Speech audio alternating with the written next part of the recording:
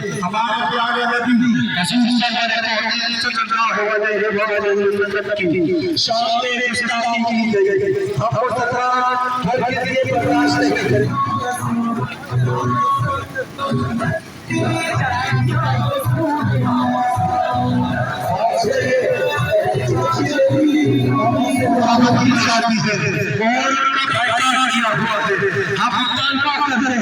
وزیر اعظم شہباز شریف سے کہ انڈیا کا مکمل وفاقی بائیکاٹ کیا جائے اور سلامدار کو سلامدار پر پابندی لگائی جائے۔ یہ ڈیمانڈ کی جائے کہ وہ رسول کو پھانسی دے، کیونکہ میرے پیارے نبی رسول صلی اللہ علیہ والی وسلم کا فرمان عالی شان ہے کہ جو کسی نبی کی شان میں گستاخی کرے وہ واجب القتل ہے۔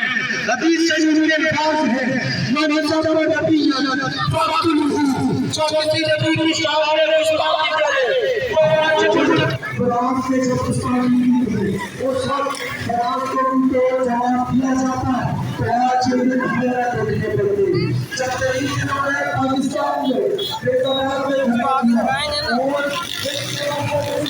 آگ لگائیں گے ان پر رمضان المبارک کے مہینے میں گولیاں برسائی گئی اور شہید کیا گیا۔ ان کا مطالبہ کیا تھا؟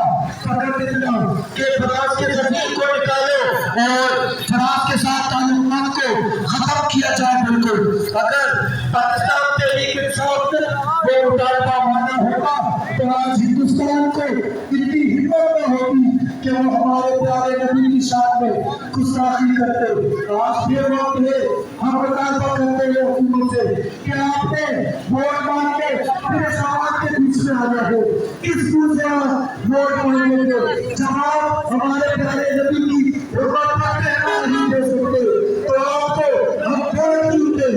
ہم ووٹ اور اسی کو دیں گے جو صرف حرمت رسول کی بات کرنا نہیں ہے، آپ کو مذہب یاد آتی ہے، کیونکہ آپ جانتے ہیں کہ ووٹ لینے آپ نے ہمارے دربار آنا ہے۔ مگر اب یہ عوام باشعور ہو گئی ہے کہ نہ خادم حسین رضی اللہ تعالیٰ علیہ نے ہمیں باشعور کر دیا ہے۔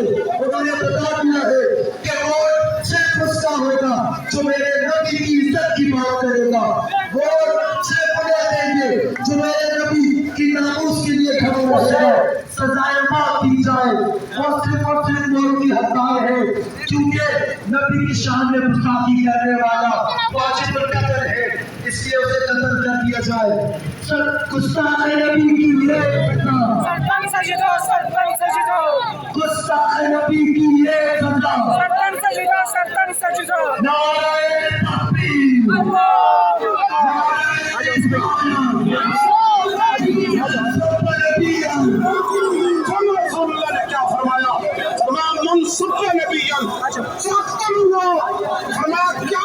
جو نبی کے بارے میں بات کرے اس کو